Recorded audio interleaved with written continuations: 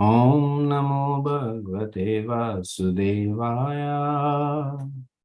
Om Namo Bhagavate Vasudevaya.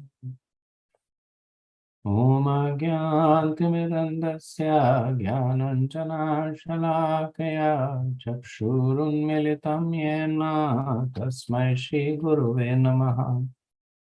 Jaya Sri Krishna Chaitanya Prabhu Nityananda Sri Advaita Gadadhara Shivasadi Gaura Bhaktavinda. Hare Krishna Krishna Krishna Hare Hare Hare Rama Rama Rama Hare Hare. Mukham karoti vachanam pangam nangyate girem yat kripatamam vande Shri Gurudinataranam Paramanandam Madhavam. Hare Krishna. Once again, thank you for joining. So last week when we met, we completed the presentation on the 10th chapter. We went a little bit over time, so did not have time for question and answers on it. So we will begin with any discussion on chapter 10. And just to start you off, I'll briefly summarize the chapter once again, and then we can go in for any discussion.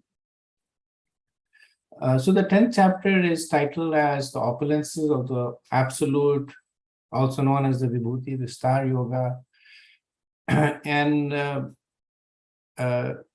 it flows in cadence to the theme that is being established in the previous set of chapters by Krishna, wherein Krishna is successively giving more and more information about himself, specifically beginning from the 7th chapter. That he ends the 6th chapter saying that yogi nam api sarvesham, that the highest yogi is one who thinks about me. And then he begins the 7th chapter about with telling more about himself. And then 8th chapter, which is attaining the supreme, he talks about ways to reach him. The 9th chapter, most confidential knowledge, Krishna reveals the process to reach him. Previously, he was talking about him. Now he talks about the process to reach him, essentially the process of bhakti. Now, in the 10th chapter, we notice that Krishna says that I will tell you something that is even more confidential. So after having considered the 9th chapter to be the most confidential knowledge, one may wonder what is even more confidential. And the Acharya explained that details. So the knowledge that Krishna gave in the 9th chapter, that bhakti is the process to him, is indeed the most confidential. But giving further details of that knowledge, Krishna says that this knowledge is even better than what I have given to you in the past. Then we discussed about the 3 phases of bhakti: Sambandh Gyan, Abhidheya, and Prayojan. Sambandh Gyan is understanding the relationship with Krishna. The presiding deity is Radha Madan Mohan. Abhidheya is establishing that relationship. Presiding deity is Radha Govind. And Prayojan is then enjoying in that relationship, Krishna Prema. Presiding deity is Radha Gopinath. So, Krishna, he once again wants to attract the attention of Arjuna. So he says, Shrunume, that you listen again, indicating that you have been listening to everything that I have said. Now listen again, Bhuya, while I speak. Indicating that he is going to speak something that is specially of interest to Arjuna. And of course, what Krishna speaks then is the Chaturshloki. So the Chaturshloki is considered to be the essence of the Gita. It also represents the three aspects of relationship that we discuss, Sambandha, Videya, and Prayojan. And actually, the entire Bhagavad-Gita can be divided. So one of the exercises that devotee can do is read a verse and then try and determine what does it talk about. Is it Sambandha, Videya, or Prayojan? And it's true for the entire Vedic scriptures also, that the Vedas in themselves are divided into these three aspects.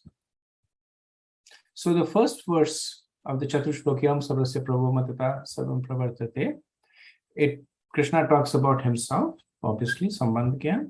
Iti Matta Bhajante Mam Buddhabhav Samandvita, that how does the person then reach him? Buddhabhav Samandvita, by meditating on him. Right? So it speaks about Sambandha and Avidya. And then Krishna, the next verse, Chitmadgat Prana Bodhayanta Parasparam, that my devotees dwell in me. And Bodhayanta Parasparam, Kathayantas Chamam. So this is essentially Abhidaya. This is the process of Shravana Kirta. And the last line, Tushanti Chara Manti Chara, that they feel great bliss and happiness. Tushantiya means satisfaction, Ramanti means happiness. That is indicative of Prayojan. What is the result of executing devotional service? Then the next two verses, Tesham Sadata Yuktanam, Bhajatam Priti Purvakam, and then Tesham Evanukamparta Aham Agyanjam Tama. How does Krishna assist the practicing devotee? Right? These two verses are in Abhidaya. So, hearing the Chaturshloki, Arjuna is overwhelmed with realization. Right? So he glorifies Krishna in many ways, that you are the ultimate, you're the supreme, you're the purest, and no one can know you, he says, that no one can know you, neither the host of demigods nor the sages. So neither by karma, nor by gyan, nor by astan, only by bhakti can be Krishna known. And then he says, tell me more about yourself. Right? So it looks like it's a contradiction. He says, no one can know you, and then he says, tell me more about yourself. And it's not in contradiction, because he is relying on Krishna to reveal himself. So Krishna is unknowable, he's achintya, when we try to conceive him by our capabilities. But when Krishna empowers us to understand him, then that achintya becomes chintya. So that's what Arjuna is doing. So he is asking that how can I see you? And and the reason he's asking that is because it's the basic principle of bhakti. Or considering that bhakti is essentially devotional love, it's the basic principle of love. That when somebody is in love with somebody, then one wants to know more and more about him. And sometimes we have people who are ardent fans of some great personality, maybe a movie star or a sports star, and then they are like become walking encyclopedias about this person, their date of birth, their favorite color, and all their quotes. Right. So that's the nature of love, that one wants to know more and more. And Arjuna is experiencing that, so he's asking for more and more. And factually speaking, that the more and more, at least in the case of Krishna, is constantly growing also. So Krishna is constantly increasing in terms of his opulences. Now Yovana, that he's always, Yovan means youth, Nava means new. So one cannot be new all the time, but Krishna is new all the time. His pastimes are always new. Even though we discuss his pastimes over and over again, they are still new. Even if you read the Bhagavad-Gita over and over again, they're always new. And then Krishna, he says yes. And then he talks about his opulences. So we didn't go through all the opulences. They're pretty straightforward. We discussed that come in two categories: best of the group, or like Krishna says that of the purifiers, I'm the wind; of the wielders of weapon, I'm Ram; of the fishes, I'm Shar; of the rivers, I'm Ganges. So this is the best of the group, or of the essence. He said, I'm the essence. Like of all the creatures, I'm the beginning and in the middle. Then I'm the conclusive truth for the logician. So then he says that I'm the essence. And then he says that they're just a sample. They're just a sample of what I have.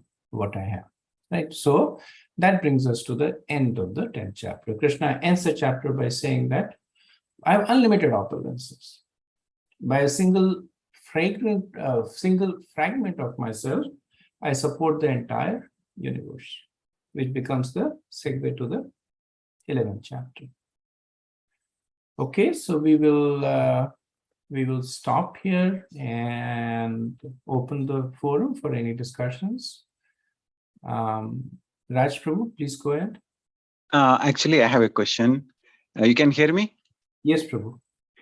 So, in Krishna consciousness and here in Bhagavad-Gita also, Krishna is stressing on doing bhakti rather than anything else.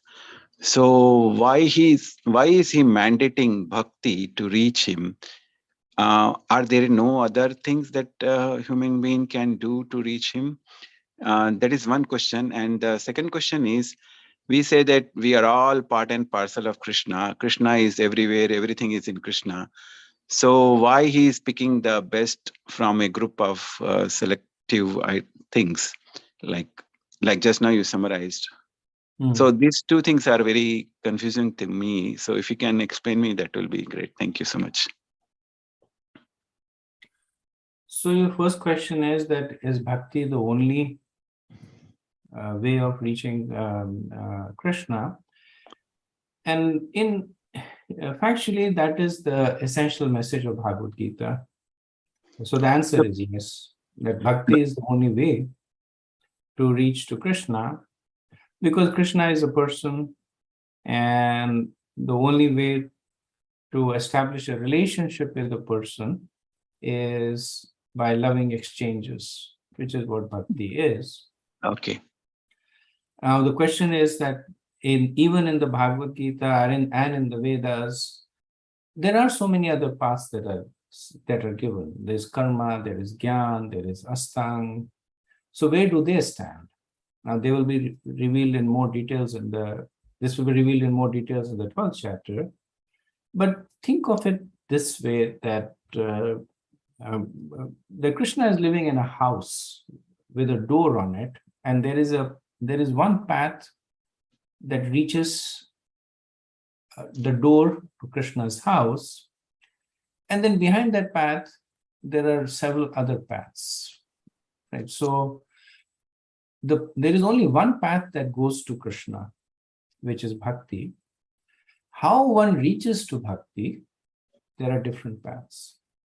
Somebody may go through the gradual elevation of performing karma, jnana, astang, and bhakti. Somebody may perform jnana and then go to bhakti. Somebody may start from bhakti and go to bhakti. So how one reaches that path depends on the nature of the person. There are some people who are by nature very much inclined to do charitable work, auspicious activities, but they're inclined to do activities, so they perform karma. But at some point, the karma needs to mature into bhakti. Same thing for jnana and astak. Is that okay, Prabhu? Yes, Prabhu, thank you so much. Thank you, Prabhu. So your second question was that Krishna says that and I guess you're referring to the 8th verse where Krishna says, Aham sarvasya prabhu matata sarvam pravartate, that I'm everywhere. Yes. And then he's saying that of the fishes I'm shark and of the people I'm king. So the thing behind analogy is that one needs to accept the analogy in the mood of the speaker. One cannot superimpose any other aspect on the analogy. Right? So supposing I say that, or supposing a poet says that the face of that woman is as beautiful as the moon. So his intent behind that analogy is that he's comparing a very specific aspect, that the moon is, when the moon is full, it is bright and effulgent and beautiful to look at. Now, somebody might say, well, you said that her face is like the moon, so does it grow and shrink like the moon? Or does it float into the sky and disappear in the daytime like the moon? So that means the person is basically encroaching on the speaker's basis for the analogy, right? So similarly, when Krishna is giving these opulences, he's giving them primarily to indicate that I am the best and I am the essence. That's the message is given. So who is considered to be the best amongst the people? The king is considered to be the best, right? Like he says that of the wielders of the bow, I am Ram. Right? So Lord Ram is considered to be a great warrior. Or he says, of the fishes, I'm shark. Right? Now, one doesn't go and start like worshipping a shark, saying Krishna says, I'm the shark. But the purpose behind that is he's saying, I'm the best and the essence. So that's what we get when we read these statements by Krishna. Thank you so much, Prabhu. Hare Krishna. Thank you, Prabhu. Rajiv Shyam, Prabhu. Hare Krishna, Prabhu. Dandavat Pranam. My question was regarding the presiding deities that you had mentioned about each of the three, the Sambandha, Abhideya, and Prayojan. How do we understand, I mean, how do we understand the presiding deity concept against a particular aspect of, like, what do they, when we say presiding deity for Sambandha Gyan is Radha Madan Mohan, what does that mean? What is the takeaway? This is essentially the empowerment by the Acharya. So like Radha Madan Mohan established by Sanatana Goswami. And Sanatana Goswami established the deity. He himself is considered to be the Sambandhacharya. He wrote several literatures, explained the concept of Sambandh. So it's the empowerment by the Acharya. So Sanatana Goswami, when we say Madan Mohan is the presiding deity of Sambandh Gyan, so what we understand is that by the mercy of Sanatana Goswami, those deities kindly bestow Sambandh Gyan on those who worship them with sincerity. Same thing.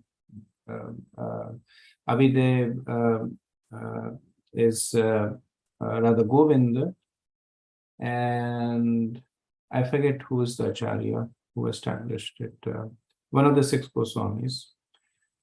Gopinath was Madhu Pandit. So the understanding is that these acharyas respectively were deeply realized in that aspect of the scriptures. And by establishing the deities, they prayed to the deities so that the mercy of the deities would be bestowed on those who worship them. Thank you, Prabhu. Thank you. Gayatri Mataji? Hare Krishna. I want to ask you a question. So, Krishna says that among the descendants of Vrishni, I am the son of Vasudeva, and Prabhupada explains that he means Balarama, not Krishna, right? So why he doesn't say that among the sons of Vasudeva I'm Krishna? Why does he say that I'm Balarama? So my understanding is that he is comparing himself to others. Like he's saying, I am the best of this, I am the best of that. So when two things are being compared, there's the source and there is the destination. Like I am this. So Krishna is comparing himself to somebody else to indicate that this is what I represent. That's the only understanding I have, Mataji. I don't know if there is any further explanation on this. So if this is the fact, why then he says that I am Rama among those who carry weapon?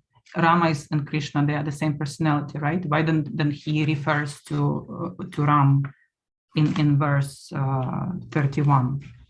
If they are the same. Same is true for Balram also, right? Balram and Krishna, they are the same personality. Mm-hmm. No difference between them. Okay, and then in verse 21, he says that among Aditya, I'm Vishnu. So why is Vishnu, like who are those Adityas that Vishnu is one of them? I thought that he's referring to Vaman Dev, right? So Aditi and Kashyap, they have 12 Adityas, of which Indra is one, Varun is one, Mitra, Vayu. So they are the prominent demigods.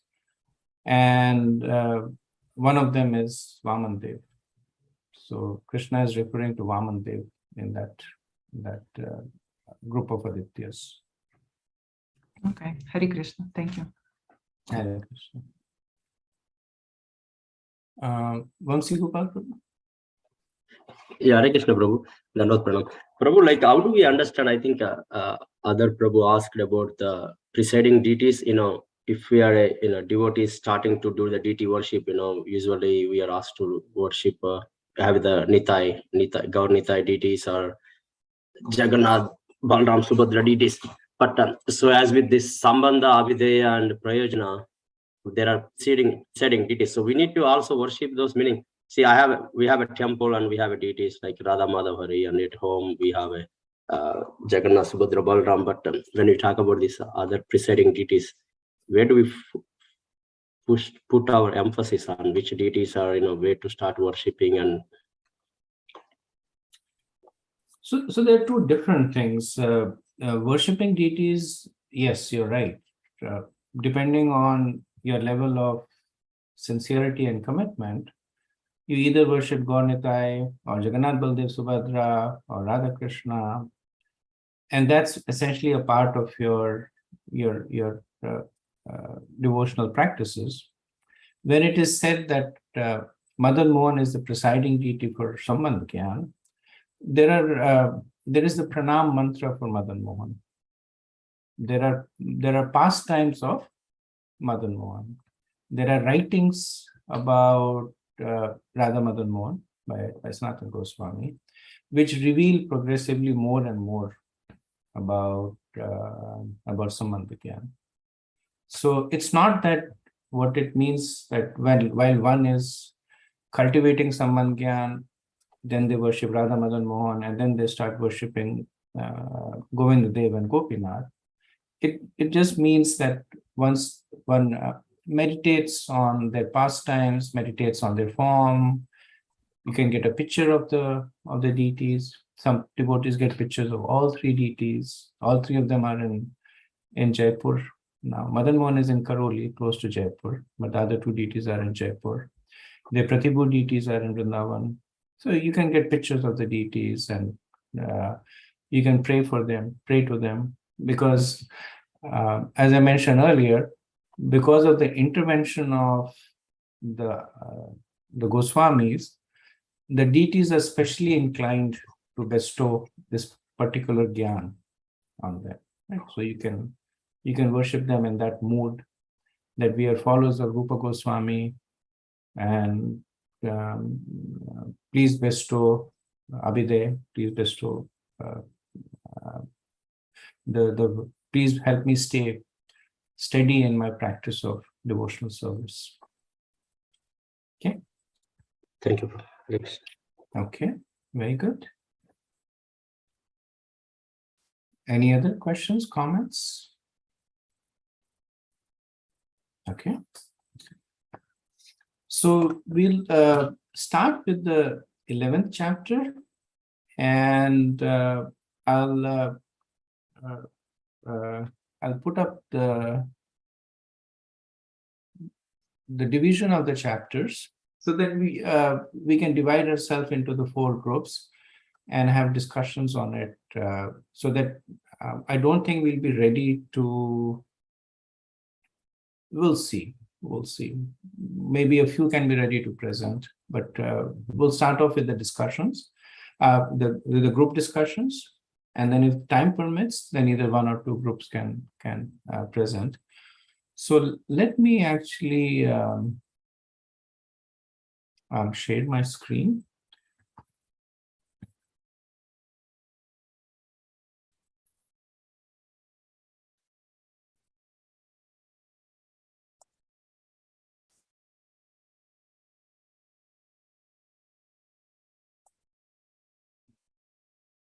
So just to give a brief introduction, that the 10th chapter ended with Krishna saying that what is the need for all these opulences, or knowing all these opulences, with a single fragment of myself, I pervade the entire universe.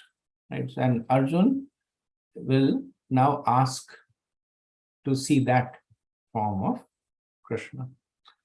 The Vishwarupa is a little confusing, and it helps that it's segregated amongst the groups, because it's described 3 times. It's described, first Krishna describes it himself, before showing it. He describes it himself. Then Sanjay describes it. So Sanjay is seeing what Arjun is seeing, but Sanjay is now describing it. And then Arjun describes it. And when Arjun describes it, he describes it in 2 ways. He describes it as Vishwarupa, which is the universal form that spreads over space, and then Kal Rupa, which is the universal form that is a representation of time. And then the chapter concludes with Arjun requesting to be once again situated in the with the vision of the 2-armed form of Krishna. Right. So these are the 4 sections. So I would request you to break out in your respective rooms, and with the same format, that one person would basically become the note taker and would present on behalf of the group. So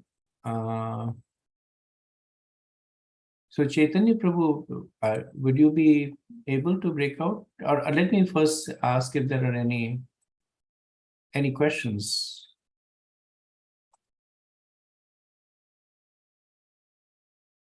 Okay.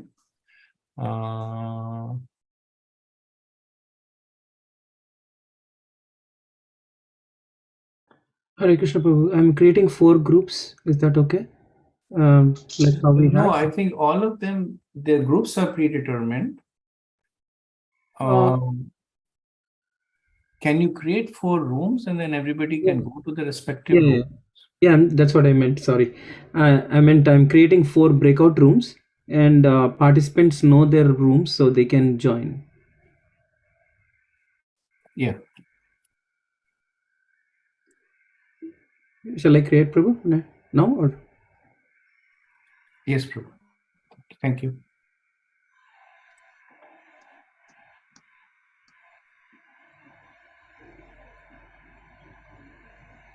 Yeah, so please go ahead and join the room corresponding to your group number.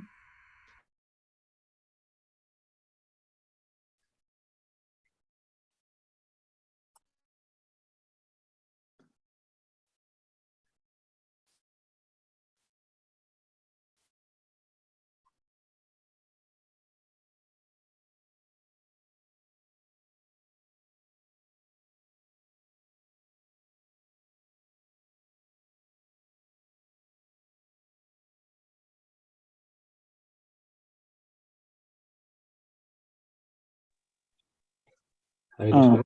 Hare Krishna, I don't know which group I am in. So can I join any group? Yeah,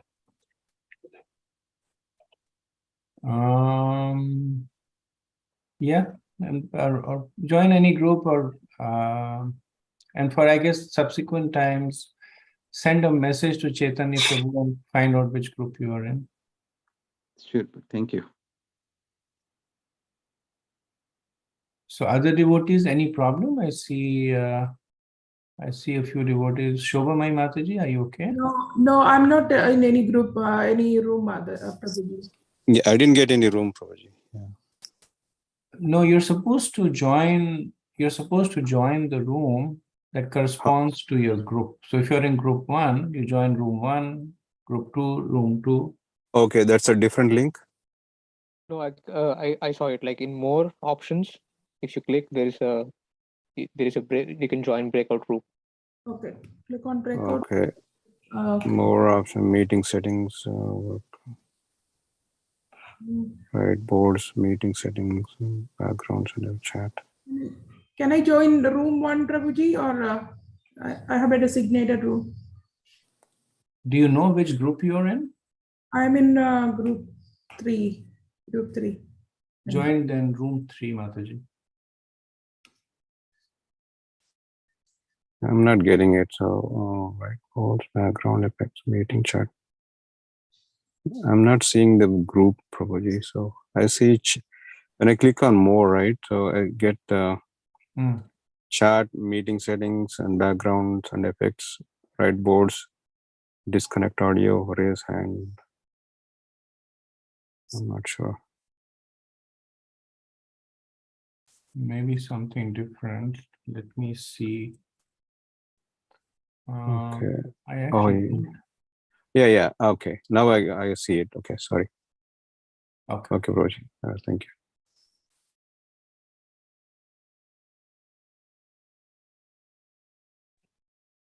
Hare Krishna, Prabhu.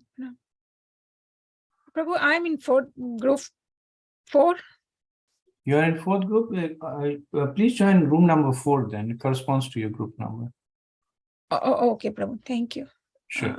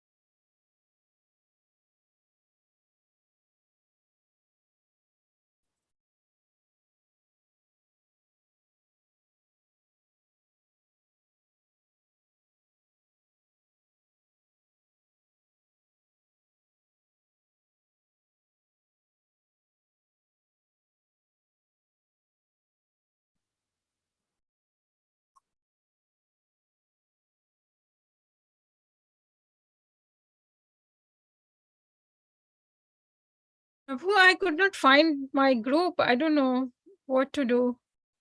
Couldn't find you. Group You said four. you were in. You said you Group were four. in group 3, right, or group 4? Group 4, Prabhu. So you were. Are you not able to join room number 4? Yes, Prabhu. I'm not able to join. Let's see. Um,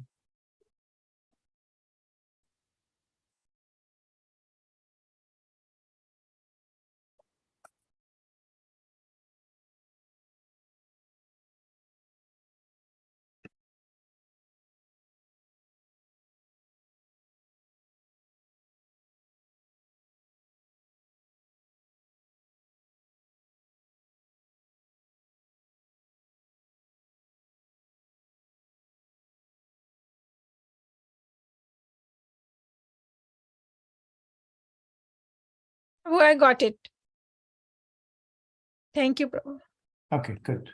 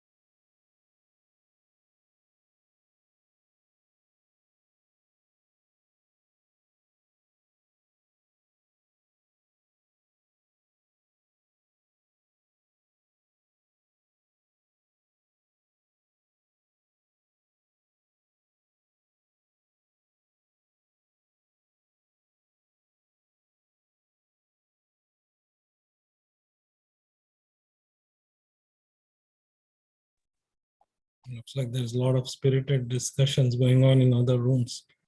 Were we not supposed to come here? Yes, of course. I think if Chaitanya Das Prabhu stop the groups, I think everybody will be back. I think we did voluntarily, but if other groups may be waiting for somebody to kick them to the main.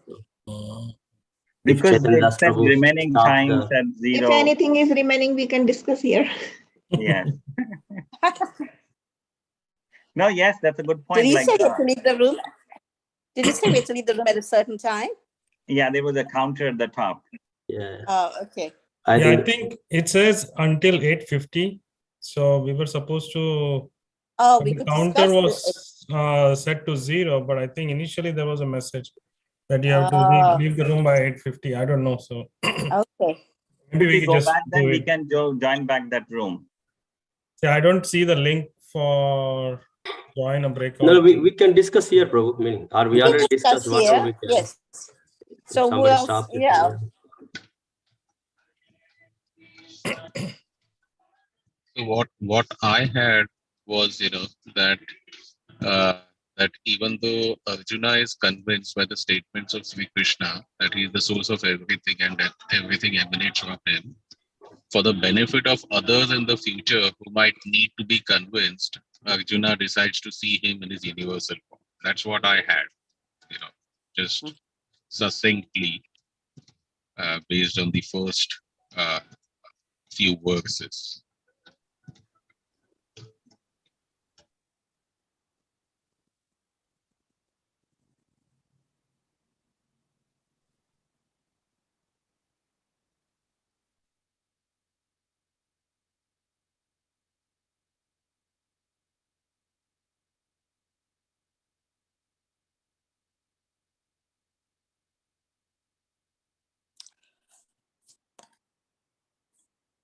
I think also the universal form, I mean, it was a very universal form, right? It's very scary. Just hold on, Prabhu. Yeah, I think very shortly, basically it's for his own validation of what he had heard from Krishna. So he just wanted the validation in the form of a universal form. And the second is for the benefit of for us, for the general public. So these are the I'm really sorry. things. Are we in group number 1 right now, or are we in the entire thing discussion? It's the entire thing, Mataji. Entire thing. Sorry, my granddaughter. The entire thing, okay. Yeah, we left our room a little early, so we're just discussing here till everybody gets back. Where are all other people? Yeah. We are waiting for other people, Mataji. So it's like it's an entire group with more focus on group 1 until everybody joins. So usually I was thinking we always focus on Krishna's 2-armed form, right? So the universal form is very awe-inspiring. But I think it gives us an appreciation of Krishna's strength and just the cosmic scope. When we read about the universal form, it's very awe-inspiring. Yeah, and I think when you said, Mataji, that like Yashoda Mai also saw Krishna, I'm not sure if she saw the universal form. She saw the entire universe in his mouth, but not the universal form, because the universal form was very, like, very scary as per Right. Arjuna's thing. So I think just the We can entire ask- universe, she saw herself in his mouth. It's the universe that she saw. I mean, I think there are different aspects of universal form which We can Krishna ask reveals to different Bhayahari. devotees. Yeah. Yeah. I mean, I know he showed it to Duryodhana, and there was a sage also. Krishna exhibited the universal form. I always thought it was a universal form. Did he also show it to Mother Yashoda? I said she opened his mouth and she saw the universal form. Yeah. But that's what my understanding. But we can ask Bhayahari.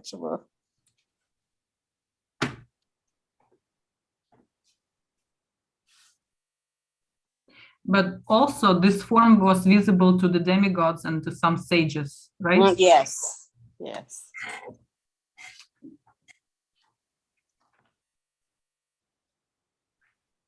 It could have been different variations of the universal form.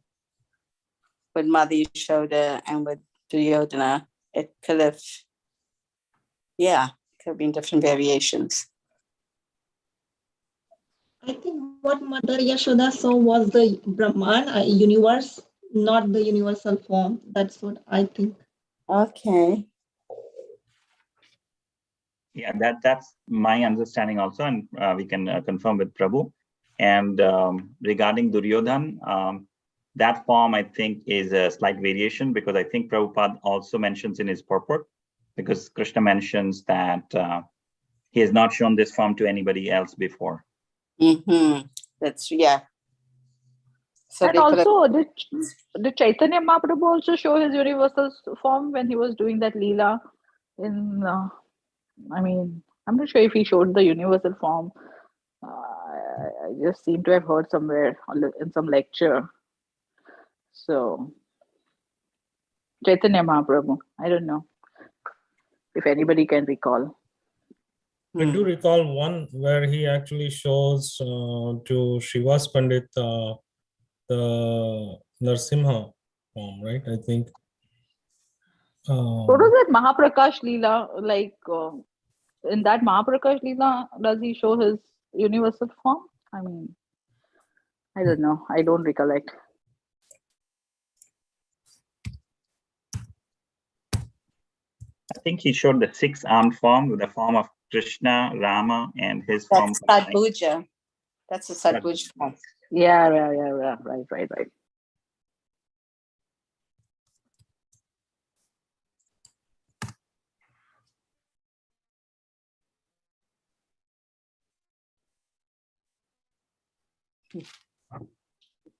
Kakila Mataji, are you all right with everything? With presentation?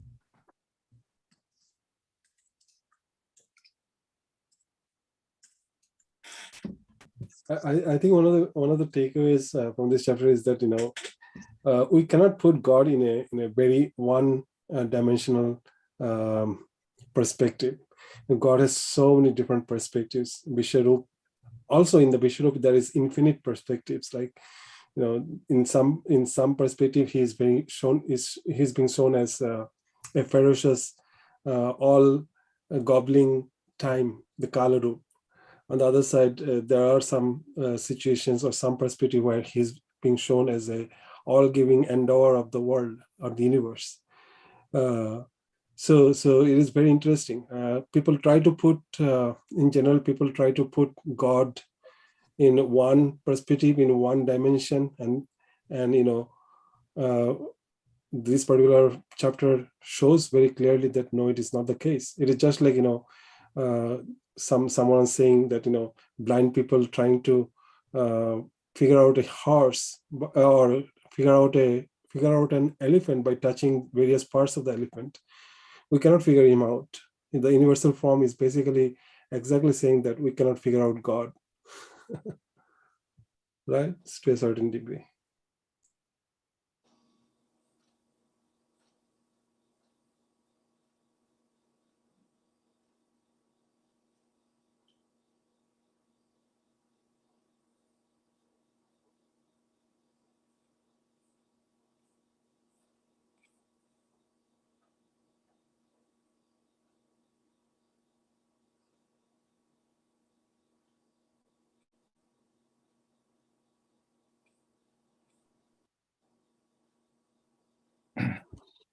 Hare Krishna, welcome back.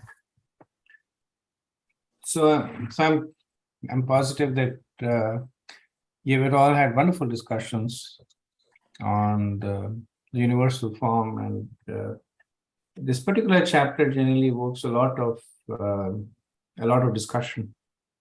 So it's not very philosophically dense, but I think it evokes discussion just because the universal form appears in the universe. So it's something that we can relate to. And that's the reason why Arjuna is asking Krishna to show the universal form. So I'm looking at the time. We have time for one presentation.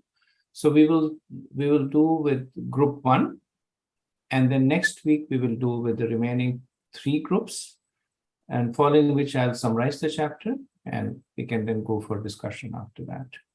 Okay, so if group 1 is ready, then whoever is the speaker for the group could please present. Hare Krishna Prabhu, Dhanvat Pranam. So this chapter 11, the link, the universal form. In chapter 10, Krishna said that he pervades and supports the entire universe with a single fragment of his power. So that's the link where Krishna said that he is pervading with his single fragment. And now in verses 1 through 4, Arjuna is requesting Krishna to show his universal form. So Arjuna is saying that his illusion is gone because he has been saying he has heard all these vibhutis, the special and the confidential spiritual subjects. And he said that he's heard from him and he's not afflicted because he knows that everything comes and dissolves in him. So now he's requesting him to show his universal form. And there are 2 reasons for asking, Arjuna is asking Krishna to show his universal form. He knows that Krishna is the Supreme Personality of Godhead. He's the source of everything. He has also acknowledged that in the 10th chapter. But now he's asking for Krishna to show this form so that everybody, instead of just theoretically understanding, also is seeing that, yes, Krishna showed his universal form. So he's substantiating, he's asking so that it can be substantiated, yes, that Krishna is the Supreme Personality. From him comes everything. And also to set a criteria saying, many people falsely claim that they are God, but the criteria for somebody to be God is like, can you show the universal form? So Krishna is the only one who can show the universal form. And this is the material form. It's not a spiritual form, because spiritual form is eternal and universal form is only existing when the material form is manifested. And when the material form is unmanifested, this universal form is not there. And then in verse number 4, Arjuna is humbly requesting if Krishna can show this universal form. So he's not demanding. So there is a humble request as a devotee. Then in verses 5 through 8, Krishna is describing his universal form. So even now, Arjuna doesn't have the divine eyes to see. It's just Krishna describing his universal form. And he's saying that hundreds of thousands of wonderful divine forms he has of different colors, of different types and shapes. So see Arjuna to see them. And there are the Adityas, the Vasus, the Rudras, the Ashwini Kumars, all the other demigods are in the universal form. And he's asking Arjuna, so you can see in my body whatever you wish to see. All moving and non-moving entities are there. And then he finally says in verse 8 that to see this universal form, you need divine eyes, you need the Divya Chakshu. So he's giving this divine eyes. And again, Arjuna being a pure devotee, he's appreciating and seeing the 2-armed form of Krishna, but to see this universal material form, Krishna is giving the divine eyes. That's all. Thank you, Prabhu. You did an excellent job summarizing it. The first 8 verses are they carry a lot of material for discussion in them, and I think you covered all of them and summarized them well. So thank you, and thank you for the group also. So we'll end over here. I'll give you a few minutes back this time. I know I take time from you most of the time. And next week, as I said, we'll start with group 2. Vanchakalpata rupe Patitanam pavanebhyo Vaishnavebhyo namo namah. Anant Koti Vaishnavrinda ki jai. Thank you. Prabhupada ki Jai. Thank you so much, Prabhuji. Thank you, Prabhuji. Hare Krishna. Happy Radha.